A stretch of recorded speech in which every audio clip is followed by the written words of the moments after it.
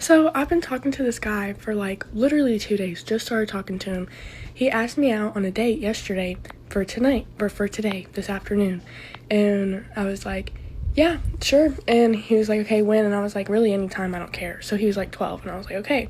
Slept like last night, woke up at 9:30, hop in the shower, trying to get ready for this because it's 10 o'clock now. It's supposed to be 2 hours since he's supposed to be here.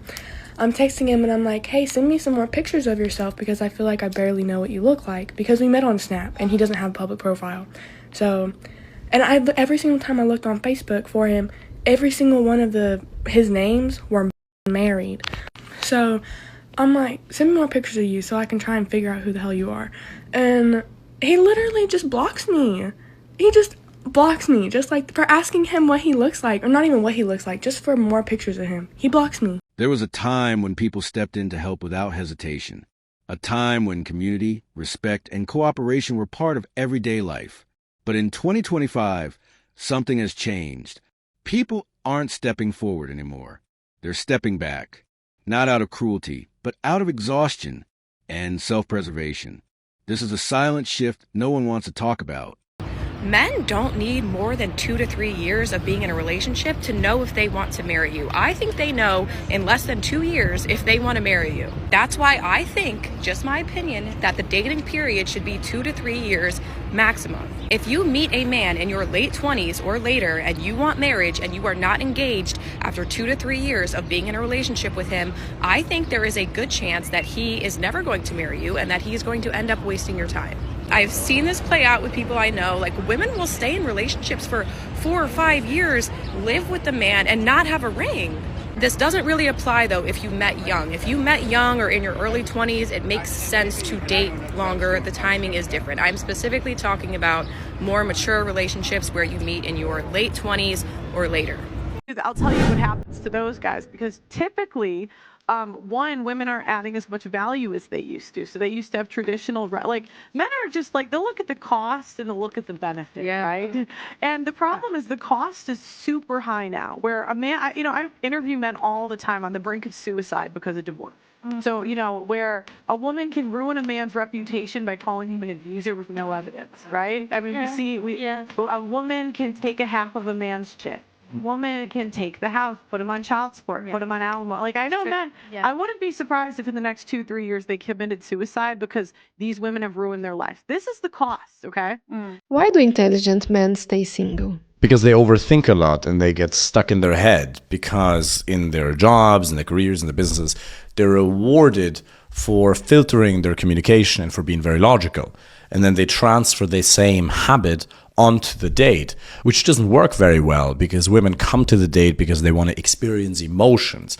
But if you tell stories on a date, the way you communicate with your manager or your peers or your employees in a very logical, stern, and serious fashion, that's not going to create emotions of desire within her.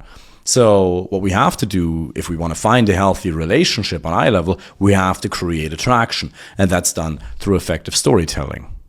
After years of being blamed, shamed, or dismissed, many men began to feel something they weren't used to feeling: unappreciated. The more society criticized them, the quieter they became. And when expectations kept rising, but respect kept falling, they simply stopped offering help. Not loudly, not dramatically, but silently. A withdrawal, a retreat, a rebalancing of energy. Because I know what it is to lose a good man and regret it. And I know what it is to almost do that again with another good man and tighten up. I know what it is to take a look at me, because ain't nothing like good self-examination. You see, I had a kind man, a gentle man, who was also masculine, loving, caring, supportive. Oh, and I was bored. Woo, I was bored. I thought everything had to be sparks and all that all the time. Just as immature as I could be. And that immaturity didn't come from young age. Just being immature, selfish. And when it almost happened with the one I have now, taking a good look at myself was exactly what I needed to do. A good look, an honest look. But recognizing my part in that, that was the key for me. And when I saw it happening again, I had to check myself again and be upfront with the man I have now. And it has blessed my life. And it's blessed my man's life because it caused him to take a look at himself. And baby, when you have both people holding themselves accountable, holding each other accountable, And one of the other lessons in this is that when I lost that good man, I ended up with a total jerk right after that. Whew, it was horrible. But it was a lesson I needed, because I know what it is to lose a good man, end up with a jerk, tighten myself up, and end up with the man that I've been with for 24 years, 21 married. Can't tell me God ain't good, so that's how I know. Be well. 5 ways women lose a good man and how you can avoid it. Let's get into it, ladies. Number 1, taking them for granted. A man been so good to you for so long, you no longer see the value in him and what he does for you. Number 2, not communicating well or effectively, like expecting a man to read your mind and getting mad when he can't.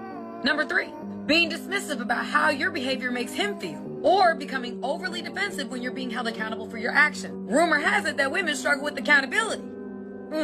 Number 4, being self-consumed and unwilling to compromise. Being so hyper-focused on your laundry list of needs, desires, wants, that you neglect his needs in the process. Remember, a relationship is not just about you or one person getting their needs met. And number 5, allowing your unaddressed trauma, your insecurity, make it hard for that man to enjoy his life and pursue his purpose in peace, becoming insufferable.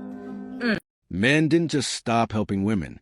They stopped helping anyone who approached them with entitlement instead of respect. They chose peace over approval, boundaries over obligation, stillness over chaos.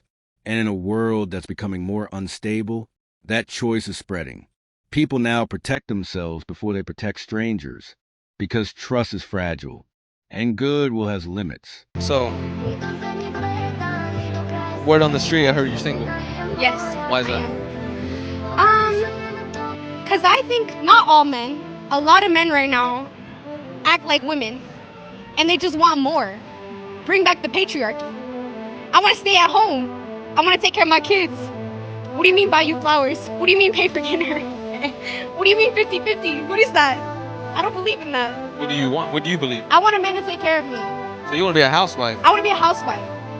Right? Yeah. The old traditional way? Traditional. I'll do it. I don't mind. I'll do it. Okay. All right, let's say you meet the guy that does all that. Like, he's willing to take you in, and you basically be the woman to take care of everything. Yeah. Now, does he got complete control over you? Like saying, like, all right, delete your Instagram. You can't be dressing all slutty out on the streets. Here's my thing. I'm not going to be dressing all slutty and, like, having Instagram. If I found the one and he gives me everything I need, he doesn't even have to ask me for that. I already did it. Delete it? Oh, yeah, for sure. Without him even having to ask. What about he wants stuff every time? Yeah. Okay, yeah, for sure. Yeah, 100%. 100%. If he provides for me, he's a good husband, he's loyal, everything, he's good to our kids. What more could you ask for in a man? That's what I need. I need a provider. What if he wants to slap you one time? Okay, that's crazy. Okay. And if we have learned anything from this Tyler Perry situation, true or not true, it's that men need to be married. I said it when everything went down with Shannon Sharp, I'll say it again. Men, particularly successful, wealthy, powerful men, need to be married. When you are a man whose entire life is built around people who are made to say yes to you, when you have a whole corporation working behind you of people whose job is to make your ambitions and dreams come true, you like run into the territory of feeling almost like a god, and like nobody should tell you no, because everything that you've designed around yourself is for people to tell you yes. But when you're married, you have one person in your life that will solidly tell your ass no. Somebody who will check you, somebody who you are responsible for and they are responsible for you, somebody whose reputation is tied to yours and vice versa, somebody who you will think about before you are about to make a decision that you shouldn't be making. When you leave men up to their own devices for too long, they start wilding out, okay? They need somebody who's going to be at home at night when they don't get there till 2 o'clock. You're a billionaire. Why are you out until 1 a.m. on a Tuesday? Bring your home. You know, somebody that picks up the phone and sees that you're texting the actor on your show a little inappropriately. You know, maybe the marriage has moved beyond love and it's more of a business arrangement. You should not be texting your actors on your shows like this. This is not appropriate.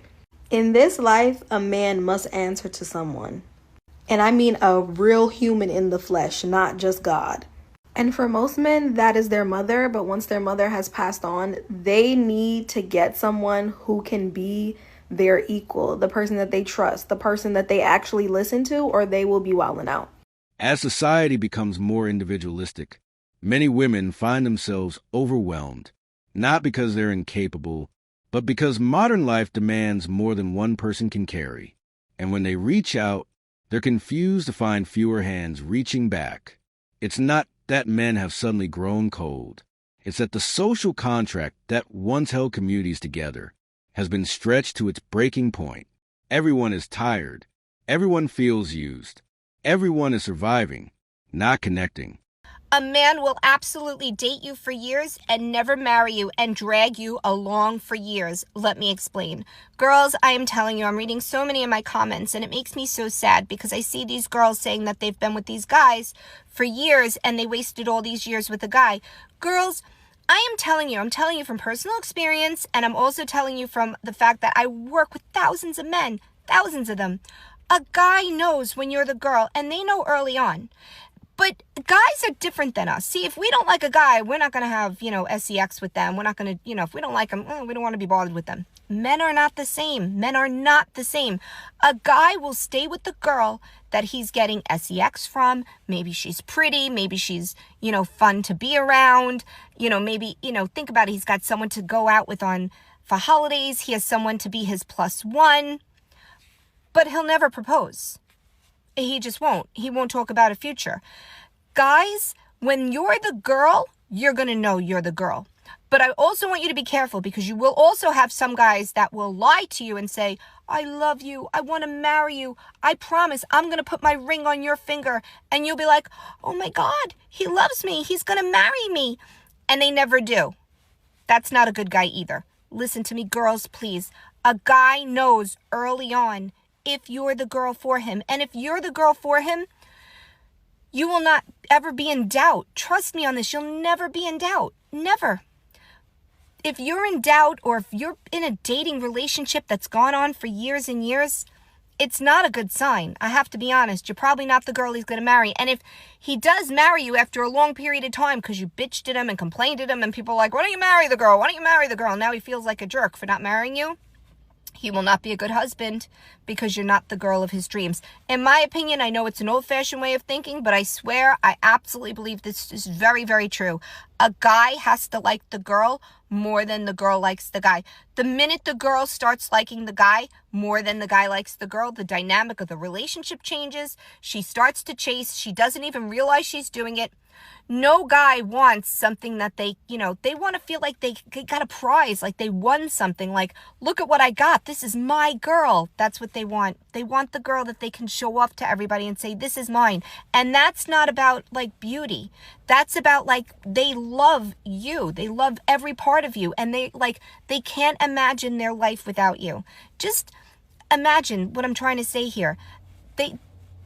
If you are not the girl, they're not going to propose. They will drag the relationship out. So if you're in a relationship for years and you're like, it's not going anywhere, I haven't gotten a ring and this and that, more than likely it's because you're not the girl and he's kind of holding out to see if the right girl comes along. You don't want to be the girl he settles for. You want to be the girl that he wanted more than anything. So I hope that helped. Take care. Be well. This is how societies unravel, not with riots or fire, but with isolation. With people choosing not to get involved, with silence replacing support. When trust fades, so does teamwork. And when teamwork fades, relationships, families, and entire communities lose the glue that once held them together. This isn't about men versus women. It's about a world where everyone is afraid to give because they've given too much already. Most of my guy friends are single right now, and this is why. And no one's really talking about this, by the way. Modern day dating sucks for plenty of reasons, and it's going to continue to suck because I don't think women understand that they fully dictate and control the dating marketplace. If a young man gets on the internet and sees that to get an attractive girl, to get a girlfriend, period, I need to be very successful, have everything in my life in order, well, he's going to put his head down, build himself up, and once he's ready, he'll go find him a wife. Most men don't even really come into their own until their early to mid 30s. I say this all the time. My dad had me and he was 24 years old. He was dead broke. By his mid-30s, he was making $250,000 a year. Dating was fucking easy as hell for him. Do you even think that a successful man that has a lot of money, and that's relative, doesn't have to be millions, do you think it's hard for him to operate in the dating world? Hell no. All you got to do as a man is flex a little bit of a lifestyle, and they'll come. My pop says all the time, he said, I would hate to date in this generation. He was like, because love is so secondary. It's what can you do for me right now? How much money do you have? He said, when did 20-year-olds, when were y'all supposed to be rich and everything figured out? He said, that doesn't even make any sense. Everybody wants this luxurious lifestyle, fancy lifestyle to live, but what women don't understand, the dude that has his head on his shoulders that you don't want at 24, he's going to be that rich, successful dude at 30, and he might not want you then. Men on average have to work extremely hard to get successful, especially get paid. So once they reach that point, they become the catch. A girl just has to wait to get chosen then. I know a lot of women don't like when they hear this, but the longer you are single, the harder it's going to be for you in the dating world. That's reality. You need to live in it. If you find a guy that has his head on right and his trajectory looks good, keep him. For majority of people, there is not a Prince Charming coming to save you, some rich man that's just going to fall out the sky and come get you. That's not going to happen. You don't have a lot of dating options or romantic partners. I don't know why people think they do. All of this is just a cycle. The dude that you don't want at 25, 26, 27, once he gets established at 32, 33, you now have to get chosen. That man becomes a catch.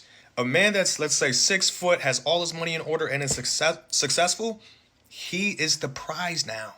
So a lot of dudes now, they'll just be single, they'll work their ass off, and once they're established and ready, they'll do the picking. And then a lot of women just have to wait to get chosen.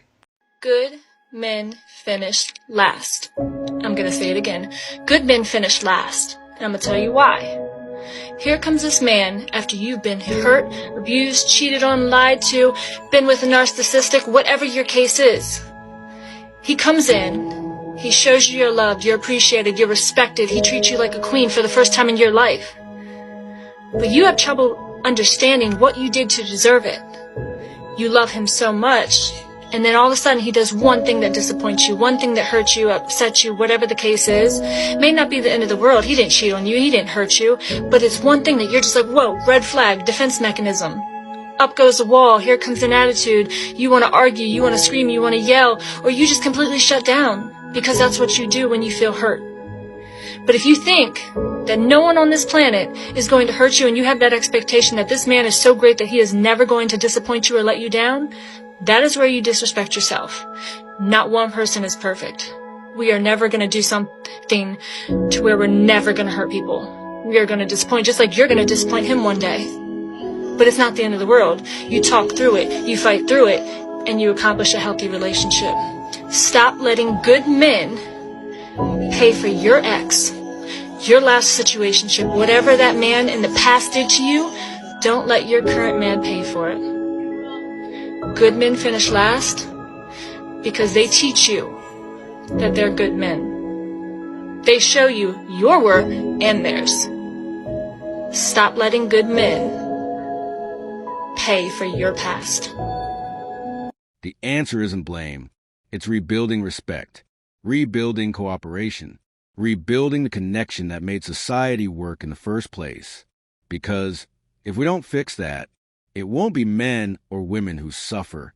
It will be everyone. This is Sigma Chronicles, where we study the collapse, not to panic, but to prepare. The reason why women regret losing a good man is because she realizes that she was actually the problem, but her immaturity blinded her from actually seeing that and loving him correctly. The best way to get a woman to regret losing you is by being a good person who's genuine, honest, words matching your actions, good character, and you just take care of yourself and you're confident.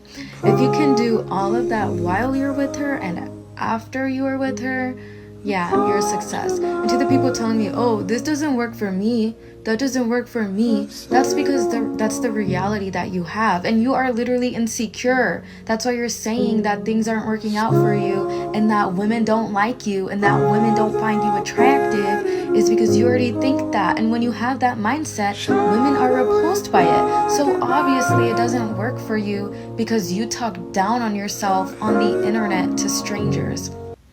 That's today's chapter of the Sigma Chronicles. Subscribe for more unfiltered reality.